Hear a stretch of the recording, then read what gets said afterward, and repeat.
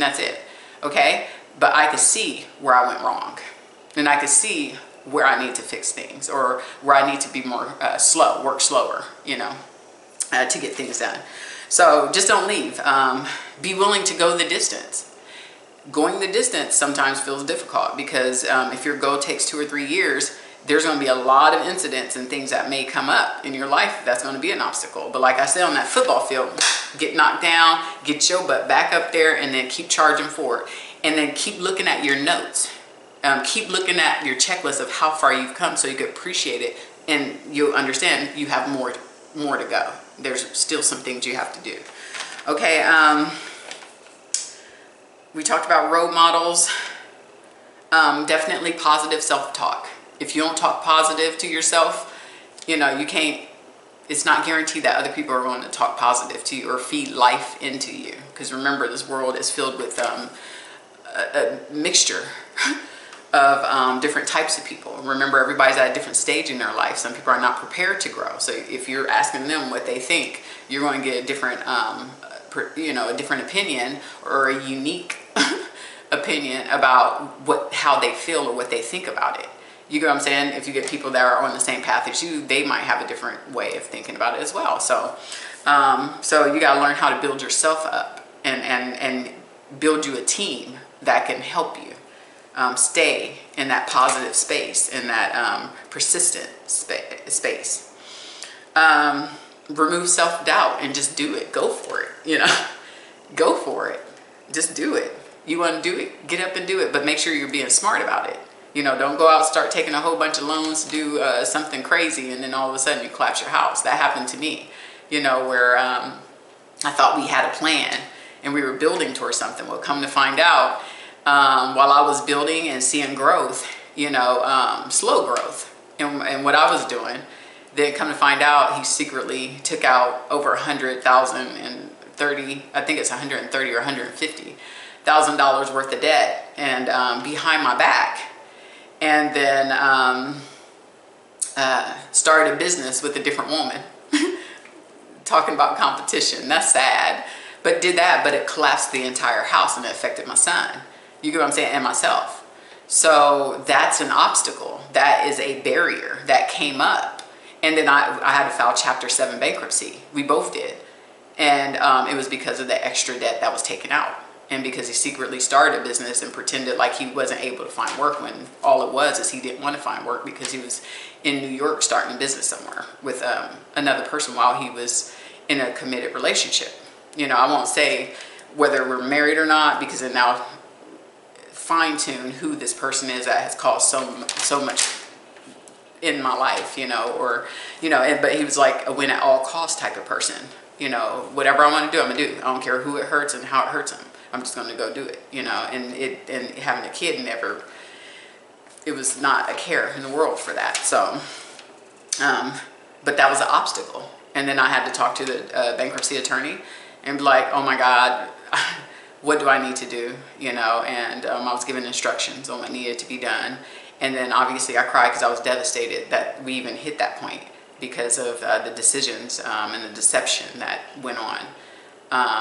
So it's like I was working to build, make us better, and I thought we were working as a team, and there was no team. There was clearly an I in that team perspective from my partner at that time. So I went off, started a business, and then after the fact, tried to wait 3 years later to include the business income, you know, that him and her made during the time that we were together.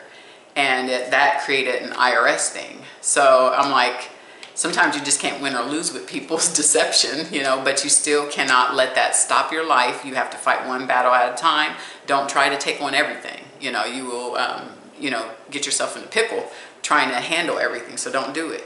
Deal with what you have to deal with one step at a time, one thing at a time. Ask for help, you know, from people who may know more than you do. And get to fighting. You know, and I'm a fighter. You know, I don't believe in cussing a person out and doing stupid stuff. But what I am going, you know, but I'm already, you know, doing my court stuff to, okay, file for that fraudulent activity that happened where my signature was taken and then my tax was modified to include their stuff from that person and from the shady accountants that they used.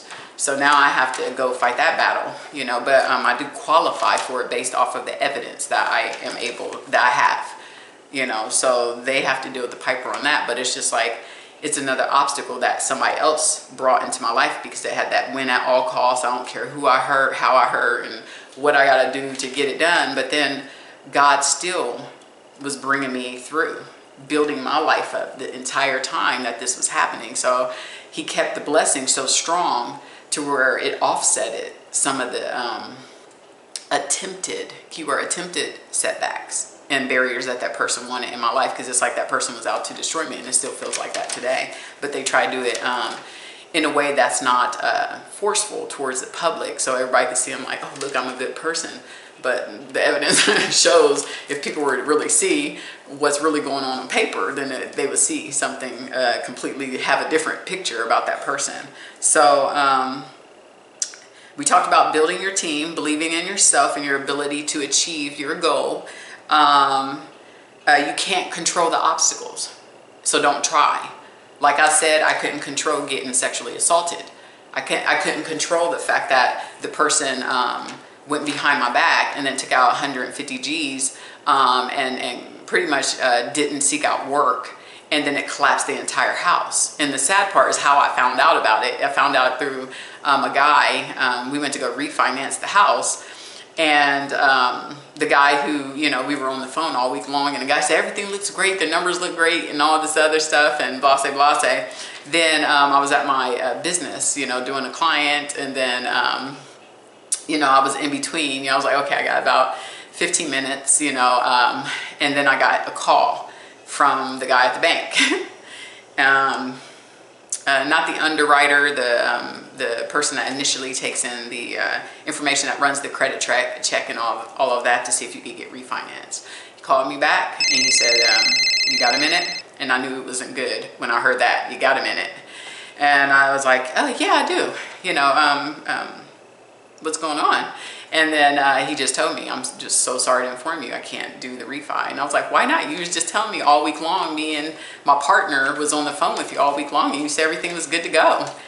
And he was like, well, we found some extra debt. That's how I found out. I didn't even find out through my partner. I found out through the bank. So just imagine that. So, or through the refi guy. And he was like, well, there was some additional debt. So now you don't meet the debt to income required.